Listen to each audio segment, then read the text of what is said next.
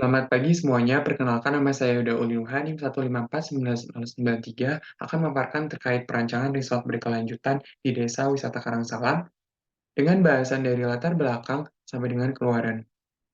Desa wisata menjadi sangat potensial sebagai salah satu solusi bagi pemulihan ekonomi pasca pandemi. Hal ini didukung dengan tren perubahan pariwisata pasca pandemi dari mass tourism menuju village tourism. Namun masih ada beberapa permasalahan dan kendala pengembangan desa wisata di sini. Salah satunya adalah infrastruktur yang kurang memadai ataupun infrastruktur yang kurang memenuhi sesuai dengan demand.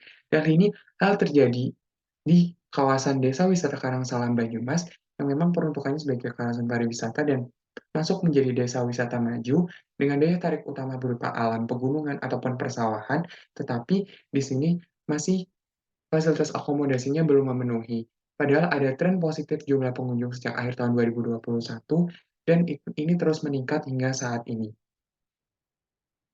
Adanya tren positif peningkatan pengunjung dan perlunya fasilitas akomodasi yang belum memenuhi demand, sedangkan di sisi lain ada lahan pertanian dan lingkungan yang harus tetap dijaga karena menjadi kekhasan desa ini, sehingga diperlukan suatu adanya perancangan fasilitas akomodasi yang berkelanjutan di kawasan ini. Menggunakan suatu konsep ekodesain yang sangat mempertimbangkan lingkungan dan juga menekankan dampak dampak lingkungan serendah mungkin. Sehingga turun kepada tujuan dari penelitian ini dalam merancang resort berkelanjutan di Desa Wisata Karangsalam melalui peningkatan ekodesain dengan tiga sasaran utama. Yang pertama terkait prinsip perancangan normatif dan standar perancangan ekodesain itu sendiri. Kedua, teridentifikasinya potensi dan persoalan yang ada di kawasan desa wisata, sehingga menghasilkan sasaran ketiga terkait terancangnya mountain resort ataupun resort di pegunungan yang berkelanjutan melalui konsep ekodesain.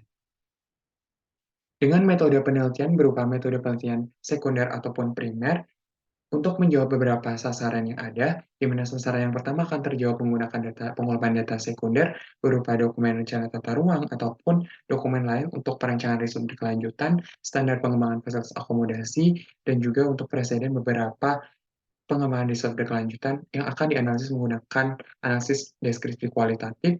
Dan untuk sasaran kedua akan dilakukan pengumpulan data melakukan observasi secara langsung dan juga wawancara kepada Pokdadis atau pemerintah desa setempat untuk permasalahan baik desain problem ataupun non-desain problem dengan metode analisis analisis tampak eksternal dan internal dengan analisis juga deskriptif kualitatif, dan untuk sasaran ketiga akan dilakukan melalui metode perancangan dokumental.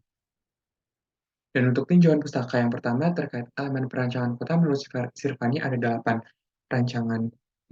elemen perancangan kota, dan untuk metode perancangan kota ada 6, namun yang saya akan gunakan adalah terkait fragmental metode yang akan menghasilkan desain polisi dan yang nantinya akan untuk menjawab perancangan itu sendiri. Dan desa wisata sendiri merupakan destinasi wisata yang berbasis komunitas dengan berbasis budaya, alam, ataupun buatan. Dan untuk desa wisata dari Karangsalam ini sendiri merupakan termasuk dalam desa wisata maju, di mana ada beberapa rekomendasi yang dapat dilakukan dalam pengembangan desa wisata ini, salah satunya dengan melengkapi fasilitas pendukung, inovasi produk konservasi sumber daya, dan peningkatan jumlah akomodasi. Dan suatu desain ekologis itu sebenarnya menciptakan sebuah bangunan atau lingkungan binaan yang menggunakan energi, air, dan sumber daya dengan efisien. Dan yang berkelanjutan memang di sini adalah dari sisi lingkungan, sosial budaya, dan bisnis secara berkelanjutan dengan menerapkannya pada setiap tahap pengembangan dan pengelolaan akomodasi yang ramah lingkungan, khususnya pada perancangan berfokus pada pengelolaan tapak yang ramah lingkungan, sampai dengan terkait kesehatan dan kenyamanan sirkulasi udara di dalam dan di luar bangunan.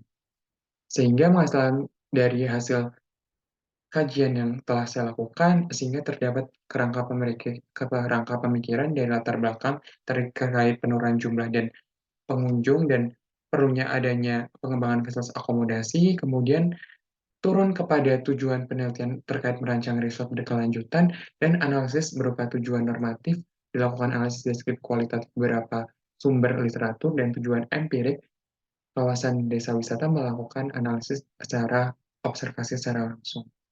Dan sehingga menghasilkan keluaran berupa 3D desain resort yang dengan berbagai program desain yang berkelanjutan diharapkan menjadi rekomendasi dari pemerintah dalam pengembangan desa wisata menjadi referensi dan menambah wawasan di bidang PWK itu sendiri.